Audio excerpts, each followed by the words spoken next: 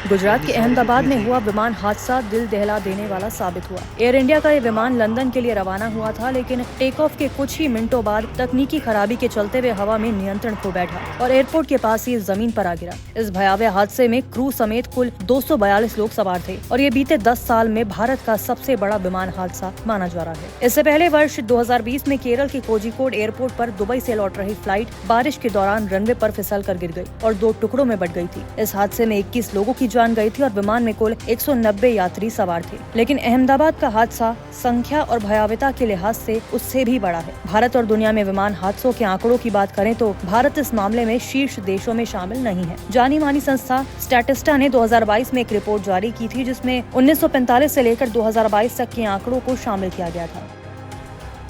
उस रिपोर्ट के अनुसार अमेरिका में सबसे ज्यादा कुल 864 विमान हादसे हुए, यानी हर साल औसतन 11-12 हादसे होते हैं। रूस इस सूची में दूसरे स्थान पर है, जहां 539 हादसे हुए हैं। कनाडा में 191, ब्राजील में 190, कोलंबिया में 184, यूके में 110, इंडोनेशिया में 106, फ्रांस में 105, मेक्सिको में 102। इस सूची में भारत से ऊपर है। भारत इस रिपोर्ट में 10वें स्थान पर है, जहां पिछले 77 सालों में 95 विमान हादसे हुए हैं। भारत के बाद चीन में 76, इटली में 68, वहीं अर्जेंटीना में सबसे कम यानी महज 43 हादसे रिपोर्ट किए गए हैं। स्टैटिस्टा की रिपोर्ट बताती है कि 2020 में सबसे कम उड़ानें भरी गई, लेकिन हवाई दुर्घटनाओं में सबसे ज्यादा मौतें हुई। जनवरी 2020 में ईरान में यूक्रेन का विमान हादसे का शिकार हुआ था, जिसमें 176 लोगों की मौत हुई थी। मई 2020 में पाकिस्तान के कराची में विमान दुर्घटनाग्रस्त हुआ, जिसमें 97 यात्रियों की जान गई थी।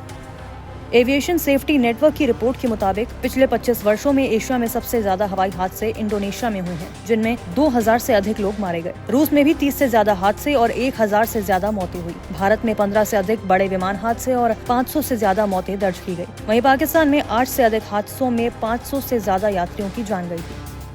अहमदाबाद की घटना जहां भारत के लिए एक बड़ा झटका है, वहीं ये भी स्पष्ट है कि वैश्विक स्तर पर भारत अभी भी हवाई सुरक्षा के मामले में अपेक्षाकृत बेहतर स्थिति में है। फिर भी यह हादसा इस बात की चेतावनी है कि विमान सुरक्षा में किसी भी प्रकार की लापरवाही की कोई जगह नहीं है। यात्रियों की जान की सुरक्षा सर्वोपरि है और इस दिशा में सुधार की संभावनाएं हमेशा बनी रहती हैं।